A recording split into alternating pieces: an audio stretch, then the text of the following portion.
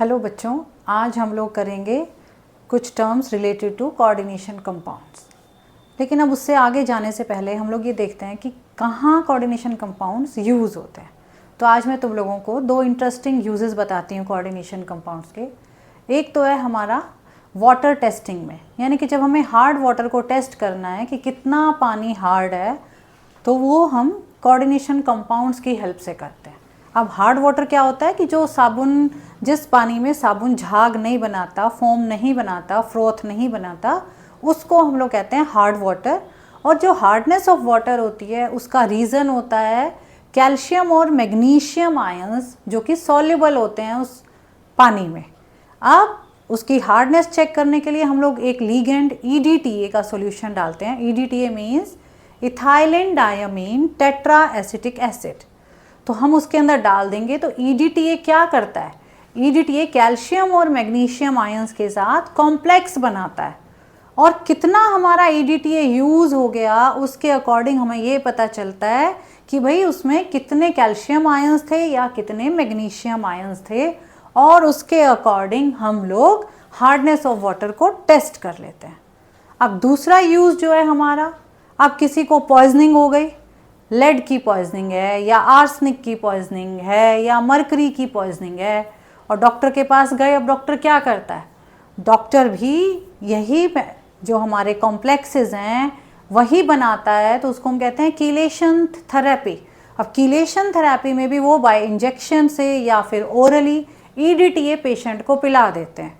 अब EDTA क्या करेगा? वही लेड या आर्सेनिक या मरकरी इनके साथ फिर से कॉम्प्लेक्स बना लेता है, और जो ये कॉम्प्लेक्स बनाता है अब ये हमारे सॉल्युबल और हार्मलेस होते हैं। तो यूरिन के साथ ये कॉम्प्लेक्सेस फ्लश आउट हो जाते हैं, और यानी कि बॉडी में से ये पॉइजनस मेटल्स हमारे रिमूव हो जाते हैं। तो अब इसके बाद हम लोग चलते हैं general terms of coordination compounds. अब सबसे पहले जो हमारी टर्म है वो है कोऑर्डिनेशन एंटिटी। अब कोऑर्डिनेशन एंटिटी क्या होती है? कोऑर्डिनेशन एंटिटी मीन्स वो पूरा स्ट्रक्चर जिसमें हमारा मेटल एटम लीगेंड्स के साथ बॉन्डेड होगा।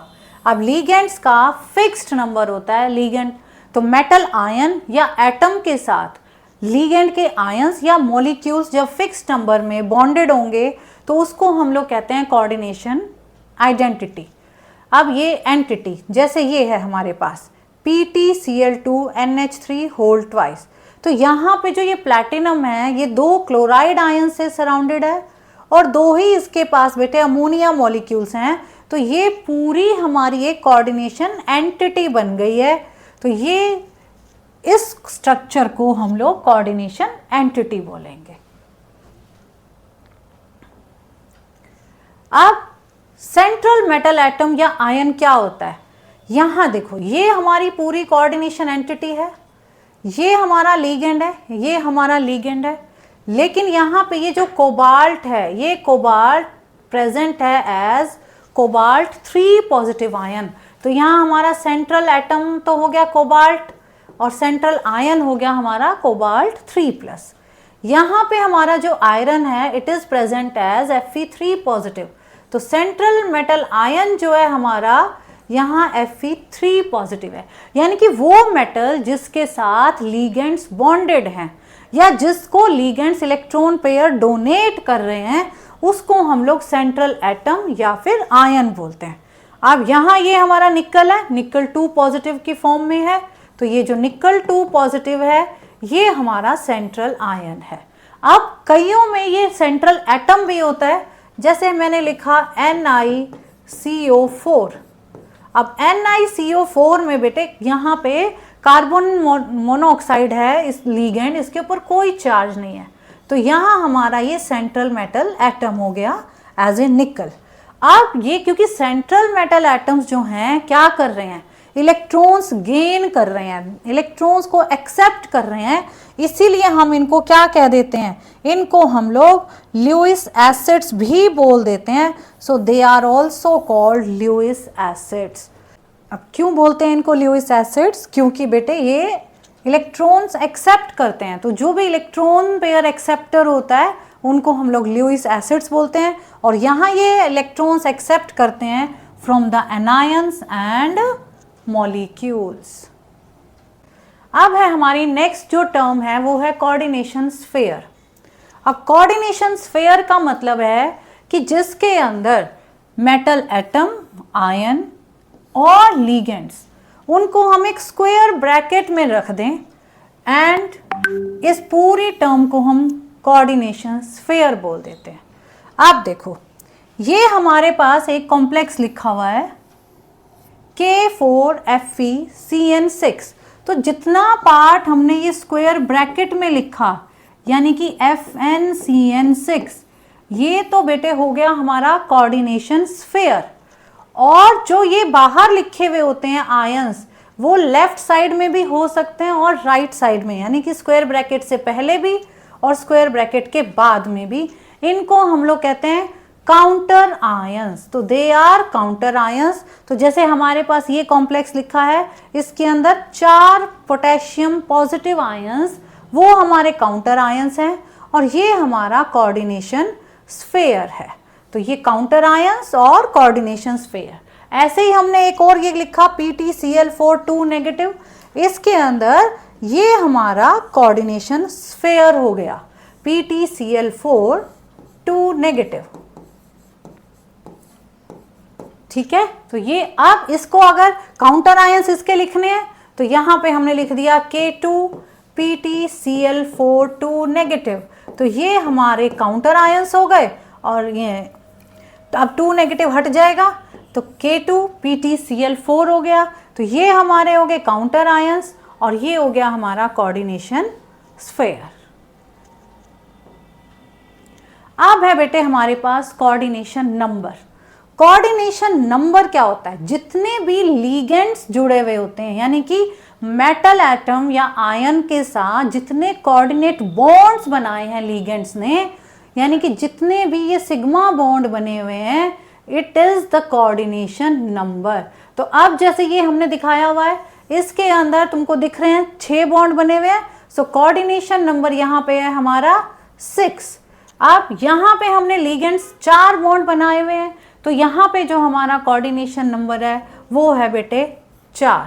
तो जो कोऑर्डिनेशन नंबर है, so it is the number of ligand donor atoms, कि कितने लीगेंड में कितने डोनर एटम्स हैं जिन्होंने मेटल के साथ बॉन्ड बनाया हुआ है। तो which are directly attach to the metal, which are directly bonded to the metal. तो यहाँ 6 डोनर एटम्स ने बॉन्ड बनाया है, तो इसलिए हमारे पास 6 हो गया। यहाँ 4 ने बनाया, तो यहाँ हमारा कोऑर्डिनेशन नंबर 4 हो गया। अब तो सिर्फ हम लोग कोऑर्डिनेट बॉन्ड देखेंगे। Coordinate bond means sigma bond देखेंगे। अब जिन बच्चों को कोऑर्डिनेट बॉन्ड नहीं पता, तो हमारी एक 11th क्लास की वीडियो है कोऑर्डिनेट बॉन्ड्स की, उसको भी देख सकते हो। तो तुम लोगों को कोऑर्डिनेट बॉन्ड समझ आ जाएगा कि कोऑर्डिनेट बॉन्ड होता क्या है। अब तो सिग्मा बॉन्ड्स को सिर्फ काउंट करते हैं। पाई बॉन्ड अगर कोई बनाया भी है तो उसको हम लोग कोऑर्डिनेशन नंबर में काउंट नहीं करेंगे।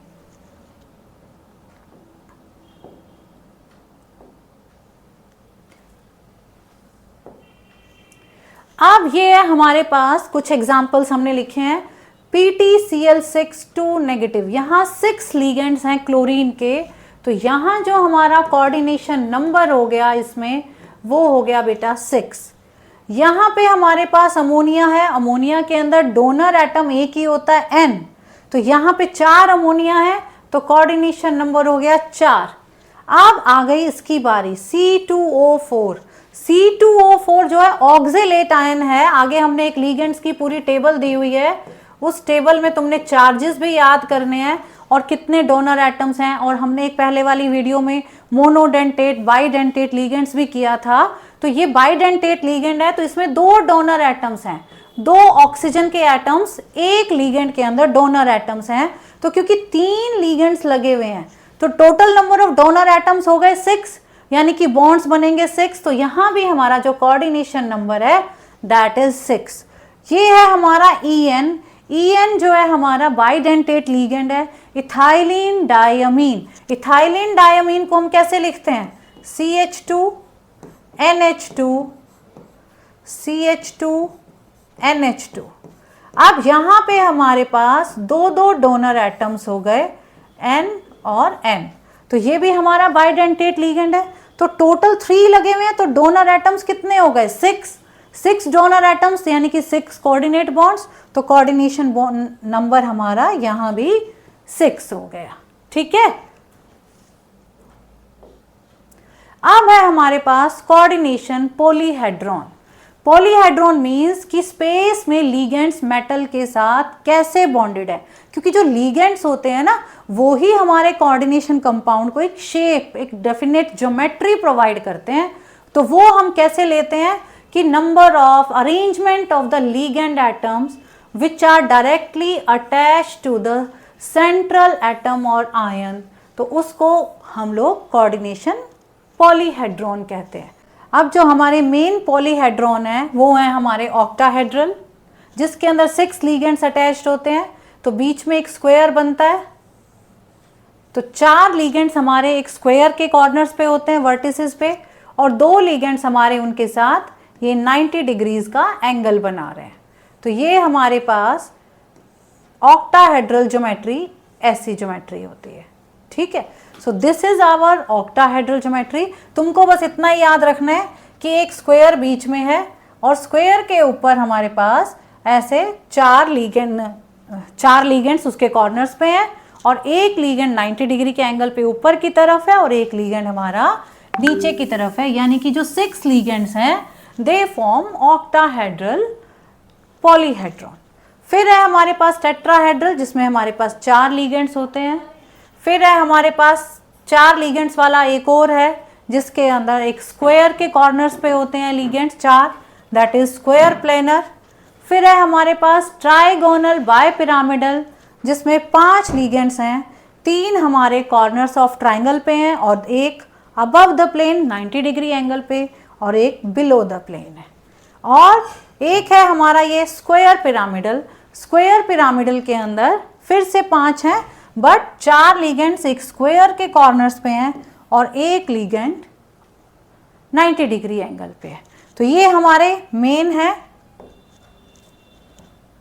अब आ जाओ बेटे ऑक्सीडेशन नंबर पे। जो ऑक्सीडेशन नंबर है सेंट्रल एटम का है क्या चीज, ये होता है सेंट्रल एटम या आयन पे जो चार्ज, सेंट्रल एटम पे जो चार्ज प्रेजेंट है, अगर उसके सारे के सारे लिगेंड्स को हम हटा दें, जितने भी उसने लिगेंड्स के साथ बॉन्ड बनाए हैं वो इलेक्ट्रॉन पेयर्स भी हम रिमूव कर दें, तो जो चार्ज उस सेंट्रल मेटल पे रह जाएगा that is called its oxidation number. अब ऑक्सीडेशन नंबर इधर देखो, जैसे ये कॉपर के साथ हमने 4 Cn नेगेटिव आयंस बॉन्डेड किए हुए हैं, तो यहाँ 4 साइनाइड आयन ने बॉन्ड बनाया, तो 4 इलेक्ट्रॉन पेयर इसके पास आ गए। ठीक है, तो हम क्या लिखते हैं कि अगर सपोज करो इसके पास X है चार्ज, कॉपर के पास कितने साइनाइड आयन है 4, और हर साइनाइड आयन पे -1 चार्ज होता है, तो 4 इंटू हमने क्या कर दिया बेटे -1 इक्वल टू जो भी यहाँ ऊपर चार्ज है वो हम उसके इक्वल लिख देते हैं। अगर चार्ज नहीं होता तो हम उसको 0 कर देते। अब यहाँ पे हमारे पास चार्ज कितना था -3, तो ये हमारे पास हो गया x -4 इज इक्वल टू -3, तो यानी कि x आ गया हमारे पास +1 आ गया। इसका मतलब जो कॉपर है, copper is present as copper positive. तो जब हम ऑक्सीडेशन नंबर लिखेंगे, तो जब हम मेटल का नाम लिखेंगे, कंपाउंड का नाम लिखेंगे, तो हम उसके बाद लिखेंगे कॉपर, और फिर हम ये ऑक्सीडेशन स्टेट रोमन न्यूमरल्स में लिख देते हैं, तो जैसे हमने लिख दिया कॉपर 1। ठीक है, तो ये हमारे पास ऑक्सीडेशन नंबर है। अब ऑक्सीडेशन नंबर निकालने के लिए तुम लोगों को चार्जेस याद करने पड़ते हैं लिगेंड्स के ऊपर, कौन से लिगेंड पे कितना चार्ज है। कोई बाइडेंटेट है तो उसके ऊपर कितने 2 लिगेंड्स लग गए हैं तो 4 चार्ज हो जाएगा, नेगेटिव है। मोनोडेंटेट है या फिर एम्बीडेंटेट है, तो इस तरीके से हमें लिगेंड्स के ऊपर चार्जेस याद करने हैं। तो हमने आगे तुम लोगों को एक टेबल दिया हुआ है, तो ये जो टेबल है इसके अंदर अलग अलग लिगेंड्स पे जो भी चार्ज है, कुछ हमारे न्यूट्रल लिगेंड्स होते हैं जिन पे कोई चार्ज नहीं होता, कुछ हमारे नेगेटिव लीगेंड्स होते हैं जिनके ऊपर माइनस चार्ज होता है, तो -1 -2 है ना। तो इस तरीके से ये हमारे पास अलग अलग लीगेंड्स हैं और उनको क्या नाम देते हैं और उनके ऊपर चार्ज। आप जैसे देखो ये हमारे पास H नेगेटिव है तो यहाँ -1 चार्ज हो गया, फ्लोराइड के ऊपर भी -1 चार्ज हो गया, क्लोरीन के ऊपर भी -1 चार्ज आ गया। इसी तरीके से हमारे पास ब्रोमीन के ऊपर भी -1 चार्ज है। ये मैं डार्क कलर से लिख देती हूँ ताकि तुम लोगों को दिख जाए। तो hydride ion -1, fluoride ion -1, chloride ion -1, bromide ion -1। तो ये हमारे यहाँ से लेके यहाँ तक ये सब -1 चार्ज वाले हैं। जैसे साइनाइड है तो जो भी नेगेटिव वाले लीगेंड्स होते हैं उनके नाम के पीछे O लगा देते हैं। जैसे फ्लोरिडो, आयोडीडो, क्लोरिडो, ब्रोमीडो, तो ये सारा हमने लिखा हुआ है। हाइड्रीडो, ठीक है, तो H नेगेटिव है हाइड्रीडो, Br नेगेटिव है ब्रोमीडो, Cl नेगेटिव है क्लोरिडो, फ्लोरिडो, आयोडीडो, साइनो, साइनेटो, ठीक है। अब ये है हमारे बेटे एम्बीडेंटेट लीगेंड्स।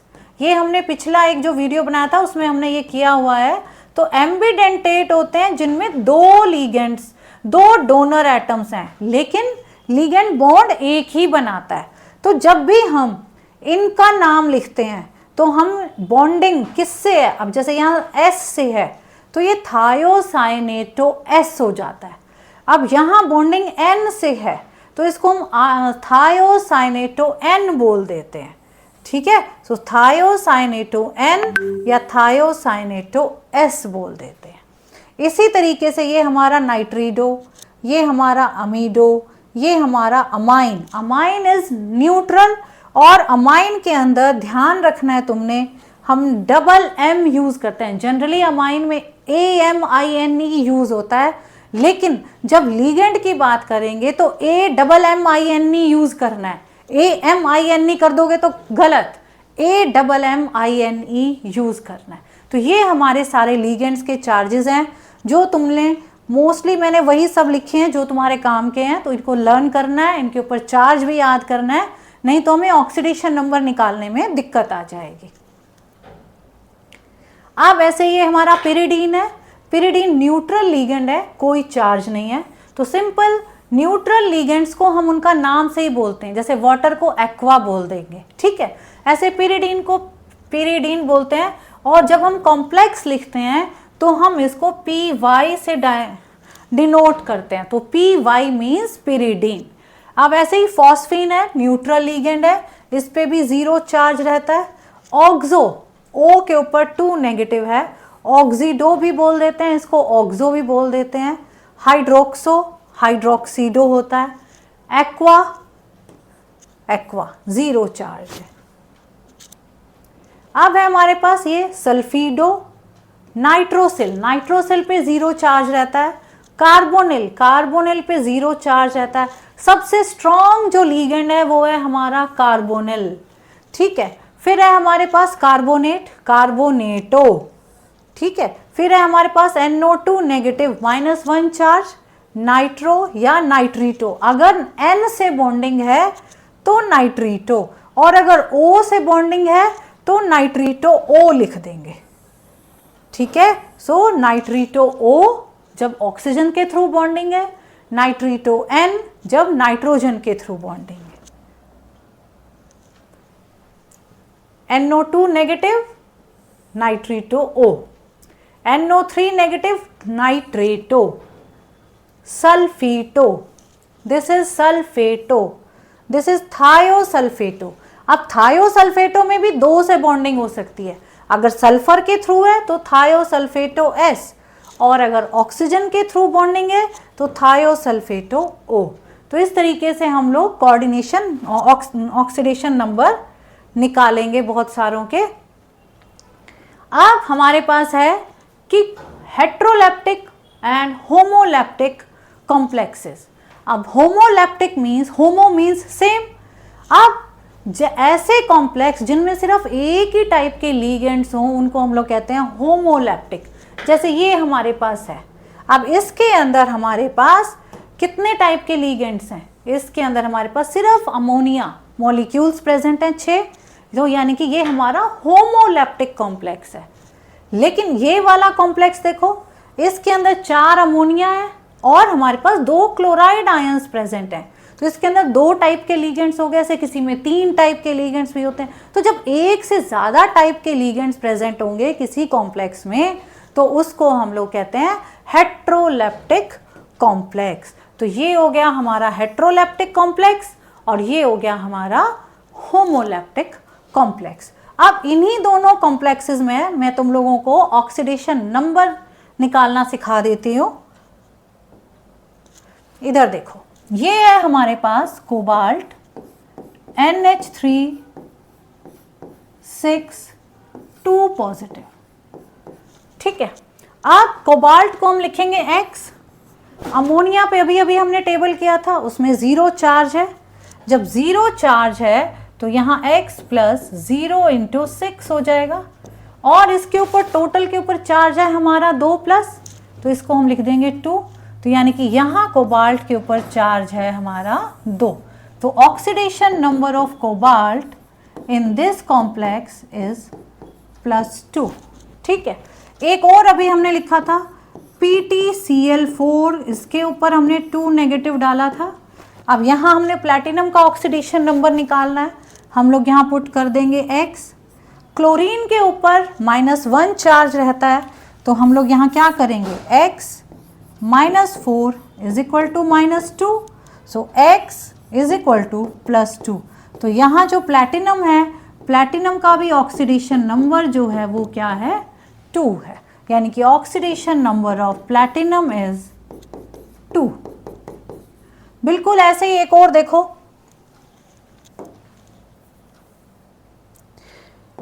एक हम निकल का कॉम्प्लेक्स लेते हैं, टेट्रा कार्बोनिल निकल। अब यहाँ पे कार्बन मोनोऑक्साइड लिगेंड है और कार्बन मोनोऑक्साइड के ऊपर कोई चार्ज नहीं होता, तो 4 इंटू 0, इस स्क्वायर ब्रैकेट के ऊपर भी कोई चार्ज नहीं है, तो मैंने इसके ऊपर लिख दिया इक्वल टू 0, सो X हो गया 0। यानी कि यहाँ पे जो निकल का ऑक्सीडेशन नंबर है वो क्या है बेटा, दैट इज 0। तो आज के लिए इतना ही, अब मिलते हैं हम लोग नेक्स्ट वीडियो में।